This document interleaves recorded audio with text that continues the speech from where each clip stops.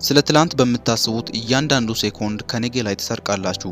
በእያንዳንዱ ስለ ችግራችሁ በትኩረት በመታሰቡበት ደቂቃ ከመልሱ አርቆ ይወስዳችኋል።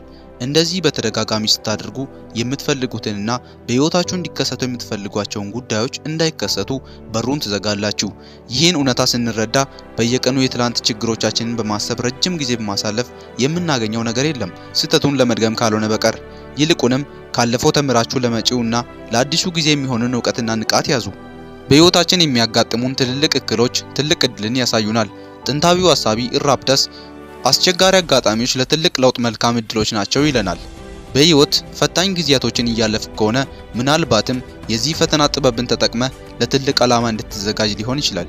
በህይወታችሁ ፈታኝ ጊዜያቶችን እያሳለፋችሁ ከሆነ ምናልባትም በዚህ ፈተና ጥበብን ወስዳችሁ በዚያም ተጠቅማችሁ ለትልቅ ዓላማ የተዘጋጃችሁ ሊሆን ይችላል።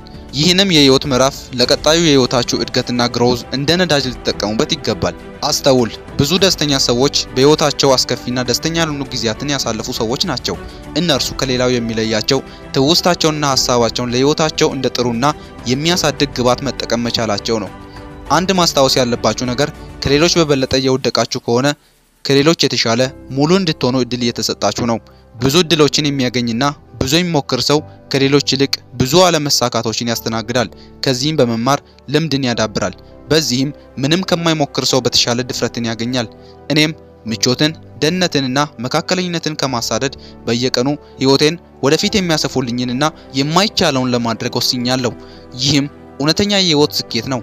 በአንድ ወቅት ሄሮዳተስ እንዳለው ምን ይፈጠራል እያሉና እየተጨነቁ በፍርሃት ታስሮ ከመቀመጥ አደጋዎችን ተጋፍጦ በጠንካራ ልብ ወደ ተግባር መግባት ይሻላል ሲል ተናግሯል። ቲ ዋሽንግተን እንዳሉት የህይወት ስኬት የሚለካው በህይወት ውስጥ ባገኘነው የከፍታ ቦታ ሳይሆን በህይወታችን ስኬትን ለማግኘት በተጋፈጥናቸው ፈተናዎች ነው ይለናል ሮቢን ሻርማ Who Will Cry When You Die ከሚለው መጽሐፍ። ይህን ቪዲዮ ከወዳችሁት ላይክ አድርጉ። እንዲሁም ደግሞ ለዚህ ቻናል አዲስ ከሆናችሁ ሰብስክራይብ ማድረግ ቤተሰብ ይሁኑ። እስከመጨረሻው መከታተላችሁ እንዲያቅ ኮሜንት ላይ ቻሌንጅ እያላችሁ ጻፉልኝ። በቀጣይ ክፍል እስክንገናኝ ድረስ አመሰግናለሁ። መልካም ጊዜ። ቻው